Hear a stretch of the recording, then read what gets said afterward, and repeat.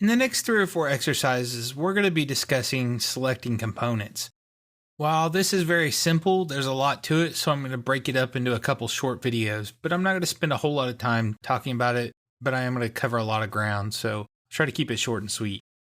Of course, everybody knows you can click on something. This is a Windows-based program, pretty straightforward. But you'll notice sometimes I click on things and the entire subassembly will highlight, and other times it won't. And the reason is because of the selection. If we come up here to the top, you'll notice that we have some selection priorities that we can set. So if I say component priority, what that's going to do is it's going to grab the subassembly, the next level down from the highest level. If I select it to part priority, I can actually select a part that I can't even see. So if I select on this, somewhere in here, I'm hitting a part inside of a subassembly. It makes it very easy if I want to come in here and right click and say edit. Takes me down inside of the part. I can edit it. Or for example, inside of a subassembly inside of a part. So now I can see that I'm inside of this subassembly, inside of this part. I can make my edits, go about my life and be happy and great. I can even go down into body priorities, take it even further. Feature priorities, so I can grab fillets and holes and chamfers. Go down to faces and edges. And then to go really deep, I can go to sketch features.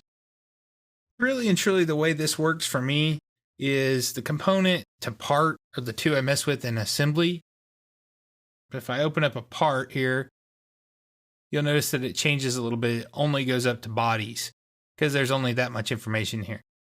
So sometimes if I need to select a feature, I'll change over to feature.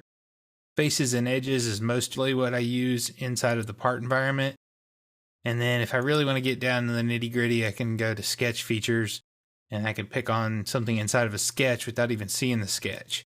So you can see there's a couple little options in here and it changes by the environment that you're in. You know, in the assembly environment versus the part environment. I'm just looking at this complex assembly. This was in chapter 6 originally. You can take a look at this if you want to play along at home. As you go through and select things, don't forget you have your right click options so we can go through and select everything. Don't forget if you do turn one of these on, especially if you go way down deep inside of the assembly level, to go back and change it back to something else when you get ready. If you leave it on like sketch priority or faces and edges, you'll come back over here and you'll be trying to select this subassembly and you can't figure out why you can't select it. And usually it's because you've left it on faces and edges or something like that.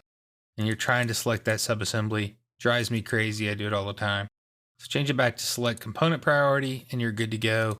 And whenever you open it up next time, you should be ready to go and be able to select those components.